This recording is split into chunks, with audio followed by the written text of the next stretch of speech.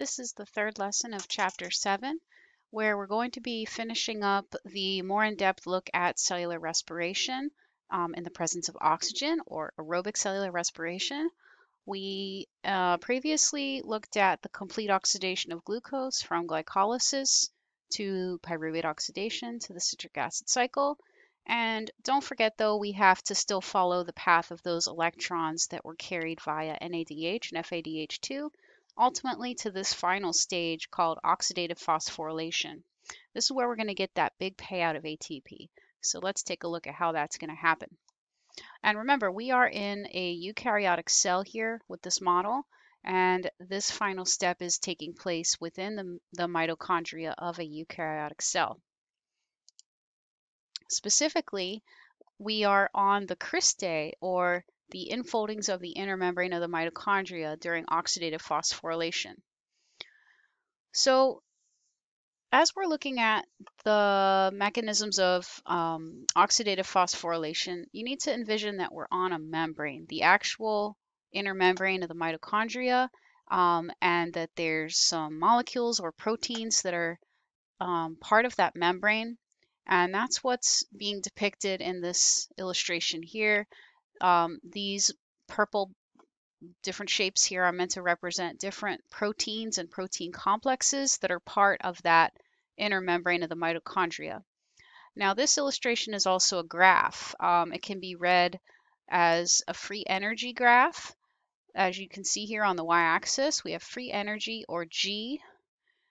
So, and then on the X, although it's not indicated, it would be the progression of time from left to right. So there's like little arrows showing here how the molecules that are involved in this process of electron transport move from one protein that's part of that membrane to the next.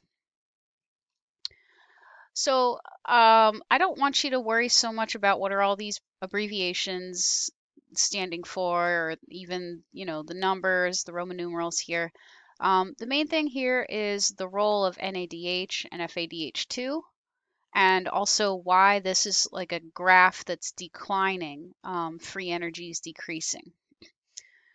So if you recall, NADH and FADH2, these are electron carriers. Think of them like just different brands of shuttles, like Uber and Lyft. Their purpose is to pick people up, drop them off. So think of NADH and FADH2 like Uber and Lyft, but they're shuttling electrons. And they're going to continue to pick up and drop off electrons. They picked them up from the organic molecules or food from earlier stages of cellular respiration. So like the glucose, the pyruvate, those, and the acetyl coenzyme A, those would be the places where the electrons came from. And then they arrive here at the electron transport chain. When those electrons are given away from NADH and FADH2, that means now that the NADH2 and the NADH and the FADH2 losing electrons, they're being oxidized. And the material that's gaining the electrons is being reduced. So like we've seen already in earlier stages of cellular respiration, there are redox reactions taking place throughout the whole process. Places where electrons are being stripped from, and that substance then would be oxidized, and then wherever the electrons end up, that molecule is being reduced. So bear that in mind. We continue to see redox reactions here, and we'll see them also in cellular, in photosynthesis in the next chapter. Okay, so we have NADH and FADH2. They've given up their electrons. Now, those electrons are going to follow the path of these arrows. Ultimately, they're being driven towards the thing that's most electronegative, because that's where electrons always want to go, the thing that's most electronegative. And in this case, it's going to be oxygen, shown here. Oxygen is the final electron acceptor.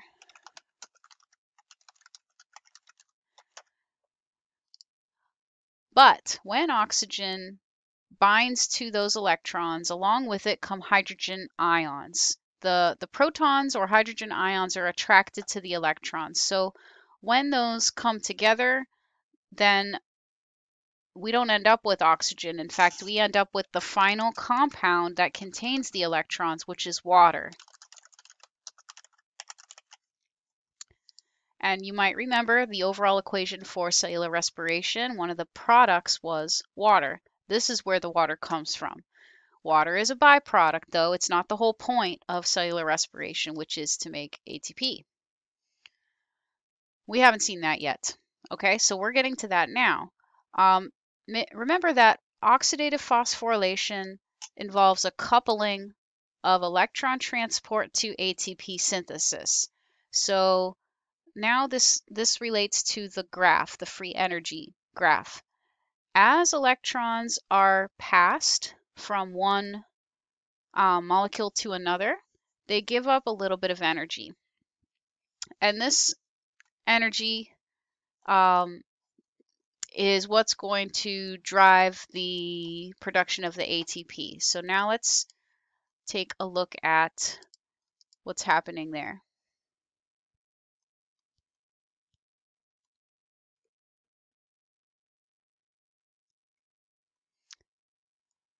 Okay, so in addition to the proteins that we just saw that are part of the electron transport chain, there's also a protein that specifically makes ATP, and that is called ATP synthase. That is shown here. It's kind of related to a little, like a turbine that spins and generates electricity, except here it's an ATP making machine. The thing that's fueling this pump is related to the transport of the electrons across the membrane and a buildup of protons as they follow the electrons. So as electrons get passed from one protein complex to the next, the protons or hydrogen ions are following them because plus and minus attract each other. Positive and negatively charged ions attract one another. So while you have, I think I need to add a note here, the movement of the electrons with those red arrows, basically following this trajectory. The red arrow represents the flow of electrons, which eventually end up binding to oxygen along with the protons to form water. But along the way, as electrons are coming from NADH and FADH2,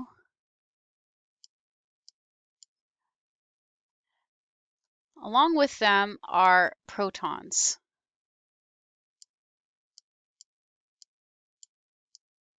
Protons are going to be coming from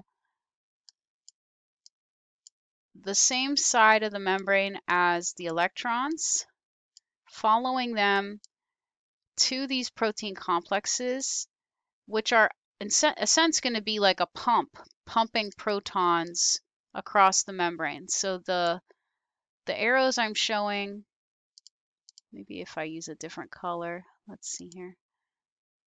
I should use a different color for the protons. Let's use blue. Okay, so we've got protons, and they're not going to go towards the thing that's most electronegative. They're going to try to follow the electrons, but once they reach those protein complexes on the membrane, they're going to get pumped across the membrane. And this is happening along several places of the electron transport chain.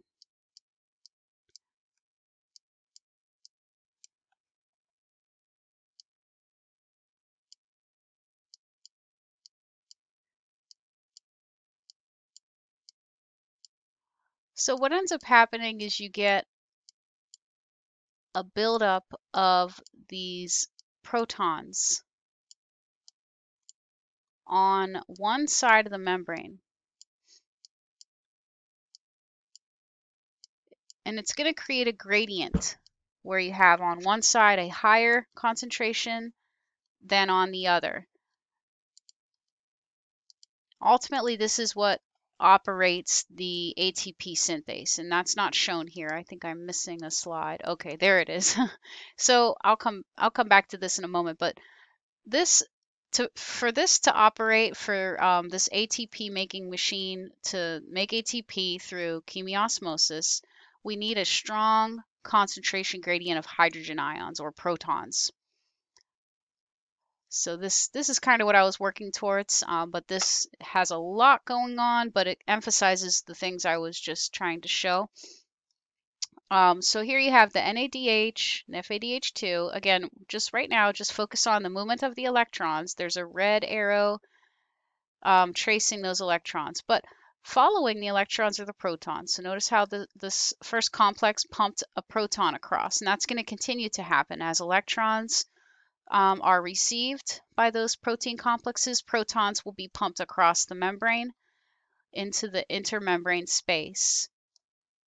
So with that buildup of hydrogen ions concentrated on ATP synthase is what is going to drive that ATP synthase to make ATP ultimately. So we need to have that strong gradient, high concentration of hydrogen ions on one side of the membrane, on the intermembrane space side, compared to the other side of the membrane. And we're talking about the mitochondrial membrane here in order to make the ATP. So the whole point of the electron transport chain is to create a proton gradient, and then diffusion does the rest.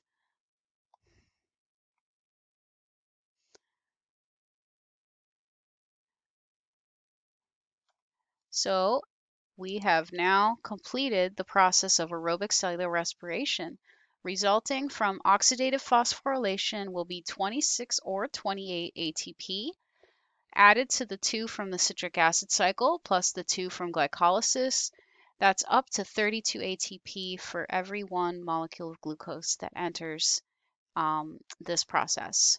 That's a pretty nice amount of energy. Each of those ATP molecules has 7.3 kilocalorie per mole of free energy available to do work. All right, so that is aerobic cellular respiration. In our next lesson, we're going to be looking at other types of respiration, including anaerobic respiration and fermentation.